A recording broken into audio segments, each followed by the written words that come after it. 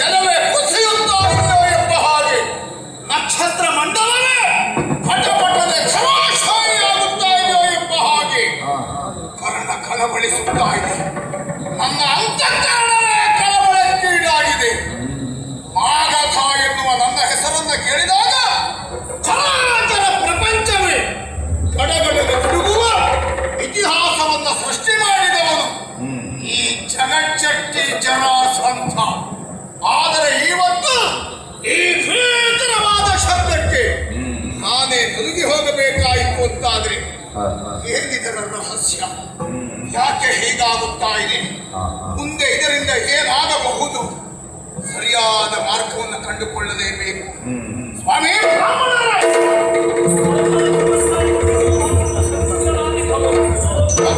ನಮಃ. ಸ್ವಾಮಿ, ಇಲ್ಲಿ ನಡೆಯುತ್ತಿರುವಂತಹ ವಿದ್ಯಮಾನಗಳು ತಮ್ಮ ಗಮನಕ್ಕೂ ಬಂದಿದೆ. ಹಾಯಾಗಿ ಮನೆಗೆ ನಿದ್ರೆ ಮಾಡಬೇಕಾದಂತಹ ರಾತ್ರಿಯ ಕಾಲ. ಇದ್ದಕ್ಕಿದ್ದ ಹಾಗೆ ನಮ್ಮ ಗಿರಿಮಜಾ ಪಟ್ಟಣದಲ್ಲಿ ಇಲ್ಲಿಯವರೆಗೆ ಕೇಳಿರದ ಕಂಡಿರದ ಭಯಂಕರವಾದಂತಹ ಶಬ್ದ ಯಾಕೆ ಹೀಗಾಯಿತು? ಏನಿದರ ರಹಸ್ಯ? ಮುಂದಿದರಿಂದ ಏನು ಅನಾಹುತ ಆಗಬಹುದು? ಇದಕ್ಕೇನಾದರೂ ಉಪಾಯ ಇದ್ರೆ ಶ್ರೀಮುಖದಿಂದಲೇ ಅಪ್ಪಣೆಯಾಗಬೇಕು.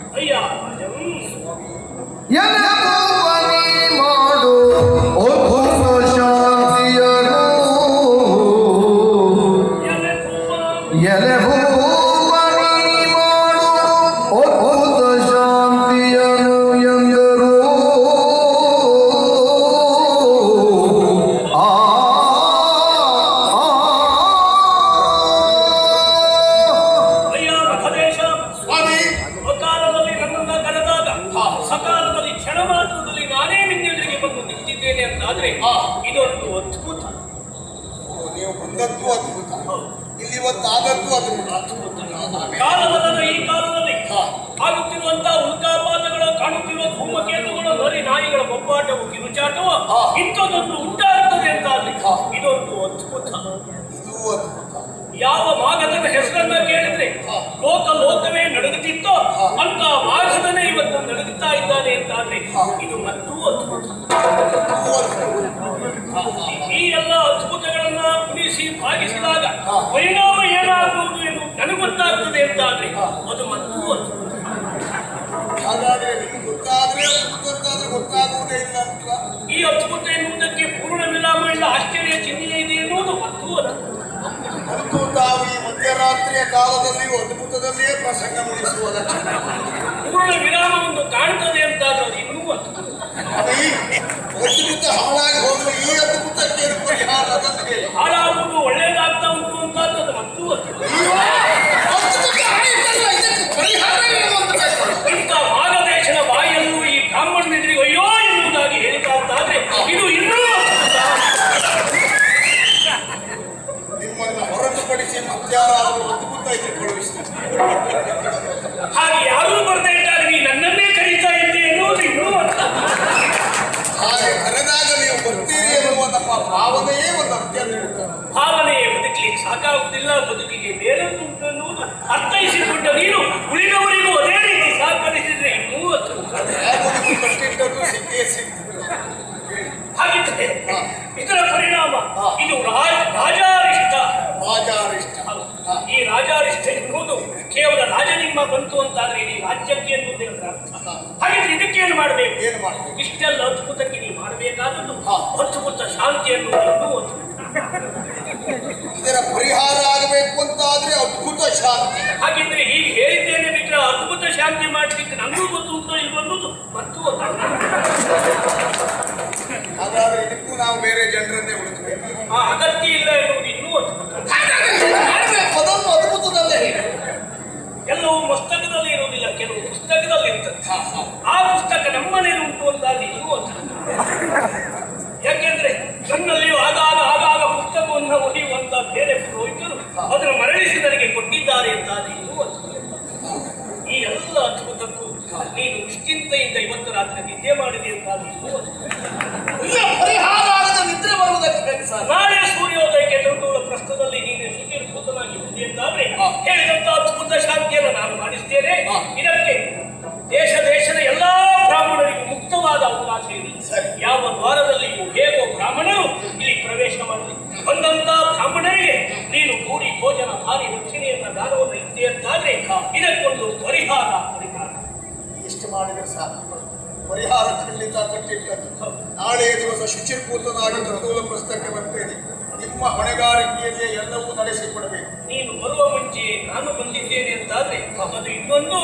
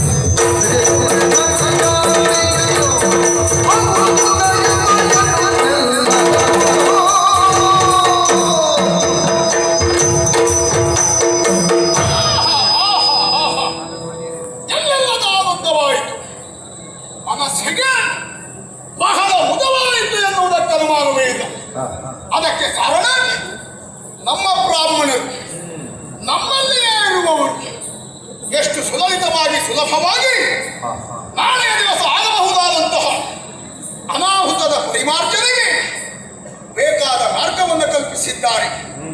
ರಾಜಾರಿಷ್ಠ ಅದನ್ನು ದೂರ ಮಾಡಿಕೊಳ್ಳಬೇಕು ಅಂತಾದ್ರೆ ಅದ್ಭುತವಾದ ಶಾಂತಿ ಅದನ್ನು ಮಾಡಿ ಬ್ರಾಹ್ಮಣರನ್ನು ಸಂತೃಪ್ತಿಗೊಳಿಸಿದೆ ಅಂತಾದ್ರೆ ಸಂಪ್ರೀತರಾದಂತಹ ಬ್ರಾಹ್ಮಣರು ನಮ್ಮನ್ನು ಹರಸಿ ಹಾರೈಸುತ್ತಾರೆ.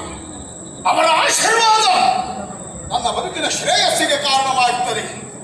ಹಾಗಾಗಿ ಈ ಕಾರ್ಯದಲ್ಲಿ ಮುಂದಾಗಬೇಕು ಎನ್ನುವುದಾಗಿ ಎಚ್ಚರಿಸಿದೆ.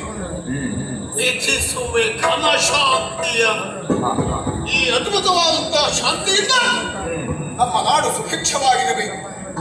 ಬರಬಹುದಾದಂತಹ ಆಪತ್ತು ವಿಪತ್ತು ನಮ್ಮ ನಾಡಿನ ಪ್ರಜೆಗಳಿಗೆ ಯಾವುದೇ ರೀತಿಯ ತೊಂದರೆ ಉಂಟು ಮಾಡಬಾರದು. ಅದಾಗಬೇಕು ಅಂತಾದ್ರೆ ಕಾಲ ಇದಲ್ಲ.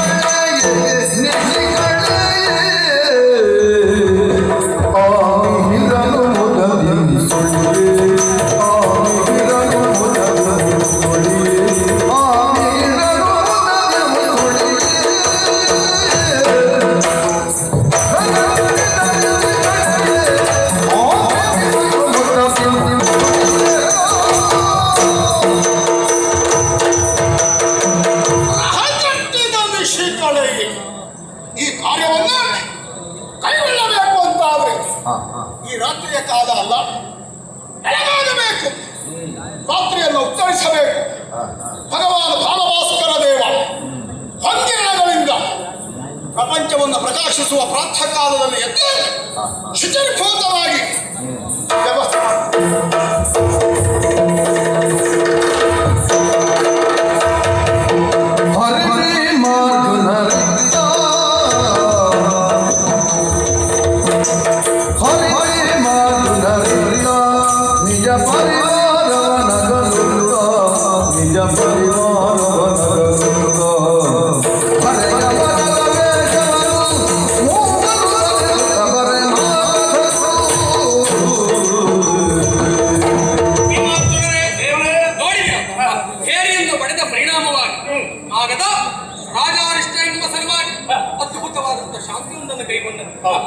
ಬ್ರಾಹ್ಮಣರಿಗೆ ಮುಕ್ತದ್ವಾರ ಎನ್ನುವುದನ್ನು ಘೋಷಣೆ ಮಾಡಿದ್ದಾನೆ.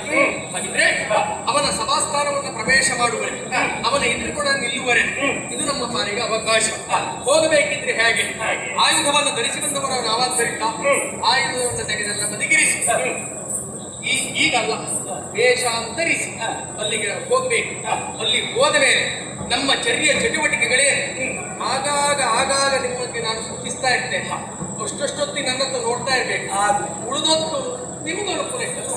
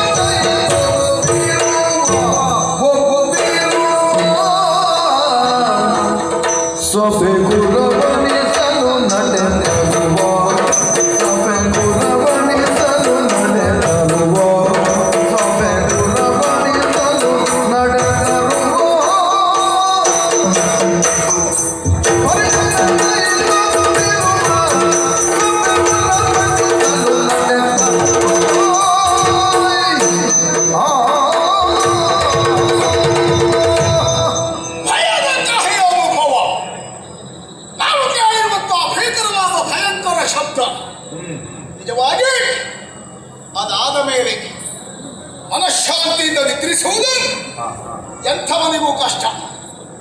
ನಾನೇ ಹೊರತಲ್ಲ. ಬ್ರಾಹ್ಮಣರು ಎಷ್ಟೇ ಧೈರ್ಯದ ಮಾತನ್ನು ಹೇಳಿದರು ಕಿವಿಯಲ್ಲಿ ಅನುರಣಿಸುತ್ತಿರುವ ಆ ಭಯಂಕರ ಶಬ್ದದ ಭಯ ದೂರ ಆಗಲೇ ಇಲ್ಲ. ಭಯದಿಂದಲೇ ಕಾಲವನ್ನು ಕಳೆಯುತ್ತಾ ಆಗ ಭಗವಾನ ಪ್ರಭಾಕರ ದೇವನ ಹೊಂಗಿರಣ ಪ್ರಪಂಚವನ್ನು ಪ್ರಕಾಶಿಸಿದಾಗ ಎದ್ದು ನಿತ್ಯಾನ್ನಿಕವನ್ನೆಲ್ಲ ಪೂರೈಸಿದೆ. ಮಾಡಿ ಪೂರೈಸಲೇಬೇಕಾದಂತಹ ದೇವತಾ ಕಾರ್ಯ, ಪೂಜೆ, ಪ್ರಸಾದ ಸ್ವೀಕಾರ ಅದೆಲ್ಲವನ್ನ ಮುಗಿಸಿ ಬ್ರಾಹ್ಮಣರೇ ಹೇಳಿರುವ ಹಾಗೆ ತಂದೂಲ ಪ್ರಸ್ಥವನ್ನು ಸೇರಿದ್ದೇನೆ.